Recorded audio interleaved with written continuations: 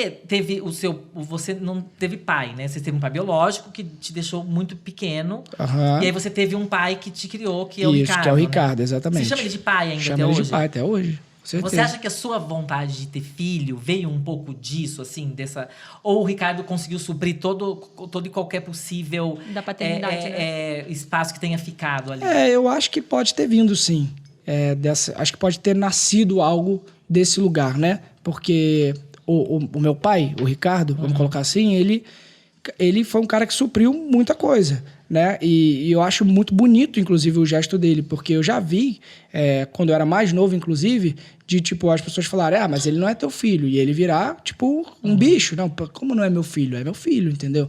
Então, é um gesto muito bonito você adotar, né, uma criança, que nada mais foi do que isso, né? Ele só não entrou numa fila de adoção. Ele adotou uma criança quando ele se relacionou com a minha mãe. Então, é muito bonito você ter esse amor que é inexplicável. Então, eu sou filho dele para sempre e ele vai ser meu pai para sempre. Mas, independente disso, existiu um buraco, né? Do tipo, de um lugar de rejeição também. Do tipo, por que ele decidiu ir? Por que nunca procurou?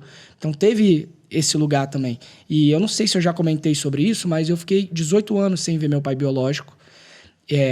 A última vez que eu tinha visto, eu tinha 3 anos. E eu fui encontrar com 21. 20 para 21, quase 18 anos.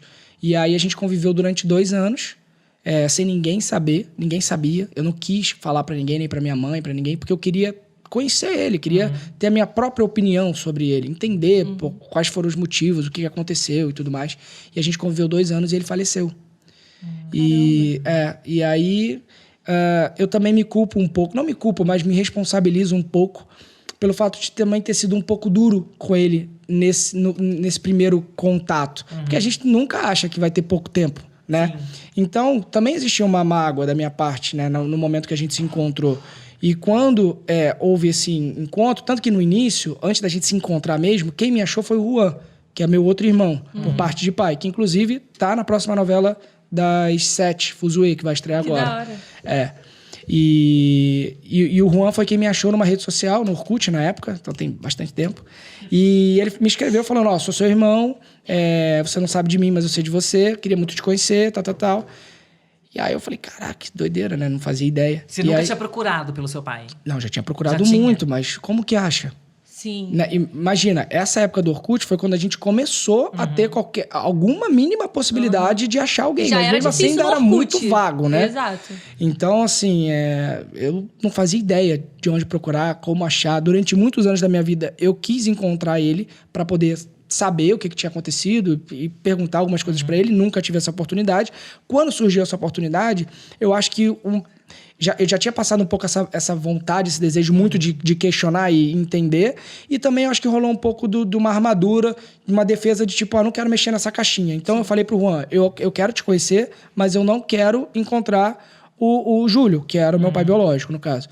E aí a gente fez um combinado de que ele iria até o lugar onde a gente combinou, mas que o Júlio não ficaria. E a gente se encontrou assim algumas vezes, sem ele ficar. E aí teve uma vez que ele resolveu ficar. Que meio que ele quebrou o combinado. E aí a gente se viu. E aí, enfim, aí a gente se emocionou, se abraçou e tal. E a gente resolveu conviver. Aí eu resolvi conviver com ele para eu conhecer ele, entender. Só que nesse momento, que é onde eu parei na história antes, houve como é que eu posso dizer? Uma barreira da minha parte, e eu também fiquei meio duro. Tipo, não quis amolecer, por exemplo, nunca chamei ele de pai. Assim, se eu pudesse voltar no tempo, acho que todo mundo, né, faria várias coisas diferentes. Uma delas seria essa. Eu acho que eu não teria sido tão duro. Se eu soubesse que eu só tinha 2 anos. Eu teria sido mais aberto. Até para eu entender mais, sabe? E conhecer um pouco mais. Mas eu fui meio duro. E eu lembro que no final é quando eu já estava bem mais aberto. E aí ele faleceu. E aí eu não... Tipo, ele foi embora com várias dúvidas na minha cabeça, várias coisas que eu não consegui, não deu tempo, Era entendeu? isso que eu ia perguntar, assim, as dúvidas que o Arthur, criança e até adolescente, né, tinha a respeito desse pai, alguma delas foi sanada? Acho que não deu tempo. Mas eu, assim, graças a Deus eu tenho uma pessoa incrível que é o Ricardo, que, putz, eu não tenho o que falar dele. Ele é um cara sensacional, assim. Tanto é que o Ricardo, ele não tá mais com a sua mãe. Muitos anos. E continuou no posto de pai. Tipo, pai mesmo, acho que ele nunca cogitou a possibilidade de não ser, sabe? Ricardo. Beijo, Ricardo. É isso, arrasou. beijo, pai. Incrível, incrível. Obrigado por ter compartilhado a sua história com a gente, assim. Porque eu acho que é meio difícil falar sobre, Eu não lembro de ter contado essa história. Não pode ser que eu tenha contado e não lembre. Porque como é um assunto ainda delicado, porque ficou mal resolvido, né? Não deu tempo, como eu falei. Então, às vezes, eu acho que na mente a gente dá uma... Tipo, esquece que falou. Pode ser que eu tenha falado e não lembro. Porque eu não quero ficar é um bloqueio, mexendo, né? Sim, nesse lugar. Sim. Mas eu acho que foi importante, pelo menos, vocês terem esses 2 anos em que você pôde vê-lo.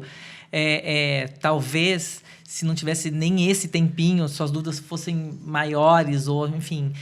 Você fez terapia, alguma coisa por conta dessa história? Não por conta dessa história, acho que por conta da vida, né? Da acho vida, que do Big Brother, né? Do Big Brother. Não, eu fazia antes do Big Brother, já fazia antes, fazia bem antes. Rebelde, então, gente, foi... Fazia bem antes, mas assim, interessante dessa história do meu pai, só pra gente finalizar ela, do meu pai biológico, que foi o seguinte, como eu disse, eu passei alguns anos da minha vida querendo ter contato com ele, né? E no momento que ele faleceu, como só eu tinha contato, eles não tinham contato com ninguém da minha família, ninguém sabia que eu convivia com ele. Então eles só tinham o meu telefone, e eu fazia Rebelde nessa época. E aí eu fui fazer a gente viajava todo final de semana, né? A gente gravava novela de segunda a quinta, quinta-feira à noite a gente viajava para alguma cidade, onde a gente faria o show sexta, sábado e domingo. Era mais ou menos essa a rotina. E aí eu lembro que numa quinta-feira à tarde, o meu telefone parou de funcionar, do nada, assim, tipo, pum, parou de funcionar. E eu viajei sem telefone, não estava funcionando e tal, e fui viajar. E aí quando eu voltei, na segunda-feira... Desculpa. Quando eu voltei na segunda-feira, eu falei, cara, preciso passar na operadora para saber o que está acontecendo. Quando eu cheguei lá, ninguém soube explicar o que de fato tinha acontecido. Na época, era assim, se você pedisse um chip novo e chegasse na sua casa, foi o que me falaram, o que estava no seu celular deixava de funcionar. Porque falava assim, deu entregue, então você tem que substituir. Só que eu não pedi um chip. Ninguém sabe explicar o que aconteceu. Meu telefone parou de funcionar. Fui na operadora, eles me deram um novo chip, botei e... Desculpa. E aí voltou a funcionar, tinham várias mensagens de voz no meu celular. E eu comecei a ouvir essas mensagens de voz. E eu acompanhei o falecimento do meu pai biológico por mensagem de voz. Caramba. As mensagens eram de quem? Eram da esposa dele e depois do irmão dele. A última era do irmão dele, mas todas foram da esposa dele, né? E eles só tinham contato comigo. Ele passou mal, se eu não me engano, na própria quinta-feira, que foi quando meu telefone parou. E ele foi internado por um problema, só que no hospital parece que ele pegou uma infecção bacteriana. E o quadro dele foi se agravando. E aí, nas mensagens, ela ia contando, ó, Arthur, seu pai foi internado, mas fica tranquilo, tá tudo bem. Quando puder, entre em contato. E isso foi evoluindo, ó, seu pai, Arthur, tá tudo certo, mas ele ainda tá aqui. Ó, pegou uma infecção bacteriana. E eu fui acompanhando isso a cada mensagem de voz. E a última mensagem era dizendo que ele tinha falecido. Eu lembro que eu parei o carro na avenida lá e eu buguei, assim, como, uma mensagem, sabe? Acompanhar por mensagem de voz foi, assim, horrível, porque não tinha nada que eu pudesse fazer. Já tinha acontecido. Em outro lugar, né? Não, e assim, já tinha acontecido. E aí, o que eu levei dessa história, assim? Que eu passei muitos anos querendo falar com ele. E no momento que ele mais quis falar comigo, que eu lembro que uma das mensagens ela falou, Arthur, por favor, entre em contato. O seu pai tá só te esperando. Ele quer falar com você, ele precisa falar com você. E com certeza ele tinha alguma coisa para me falar. Mas não deu tempo. Ele não conseguiu, porque o único contato que ele tinha era o meu. E o meu telefone estava fora. Ele estava sem meu telefone. Cara, então, essa é uma história... Que forte, né? É uma história bem forte. Tocante, assim. Né? Bem forte. Não, e que faz a gente ficar pensando muito de quanto, né? Isso foi uma história que me ensinou muito. Do pouco tempo que a gente tem com as pessoas. Não, né, e assim... Você ficou muito tempo tentando falar com ele e não conseguia. Não, assim, e aí ele também tentou falar com você em algum momento, também não conseguiu. Isso, é muito... O que me fez pensar nessa história foi o que eu falei no início. Se eu soubesse que a gente ia ter só 2 anos, eu teria agido diferente. Por que a gente cai nessa armadilha de achar que a gente tem muito tempo? Quem disse pra gente que a gente tem muito tempo? A gente não sabe. A gente tá fazendo aqui o podcast hoje, daqui a pouco a gente vai ter que sair. A gente não sabe o que vai acontecer. Tipo, a gente quer que dê tudo certo, que a gente chegue nas nossas casas, que a gente continue, que a gente viva bastante. Esse é o nosso desejo. Mas a gente não tem essa certeza absoluta. Não, parou, gente. E a gente age... A gente vai se apegar muito aqui hoje. Não, mas o que eu quero dizer é assim, a gente age com tudo na vida, com as pessoas que a gente se relaciona, como se a gente tivesse muito tempo. E a gente deixa de ligar para as pessoas que a gente brigou, com as pessoas que a gente tá sem se falar, falando, amanhã eu resolvo. Pô, mas será que amanhã você resolve? Então, esse é o ponto. Isso é uma coisa que me ensinou muito. Então, hoje, eu não gosto de ficar muito arrastando as situações, entendeu? Então, pô, vamos resolver? Vamos resolver, Vamos resolver logo? Porque essa era uma coisa que eu me arrependo de não ter agido diferente. De ter esperado mais um pouco, né? De não ter sido mais aberto para poder aproveitar. Porque se alguém falasse assim, ó, você tem 2 anos com o Júlio, eu teria agido totalmente diferente. Se alguém chegar para você hoje e falar, ó, você tem 2 anos, você vai agir na tua vida inteira diferente. Então, só que a gente não tem. A gente vive como se a gente fosse viver para sempre. E acho que quando a gente faz essa reflexão, durante algum tempo a gente consegue fazer isso, né? De agir com mais intensidade, de perdoar ou de falar com quem a gente tem que falar. Mas a gente vai sendo engolido por um dia de enlouquecido que a gente mesmo planta, né? E a gente mesmo permite a gente é o responsável por isso. Exatamente.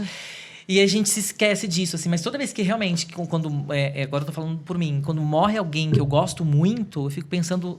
Poderia ter tido mais tempo com essa pessoa. Não só isso, assim, o quanto a gente deixa de valorizar coisas muito importantes e fica se deixando domar pelo tempo e se levar, enfim.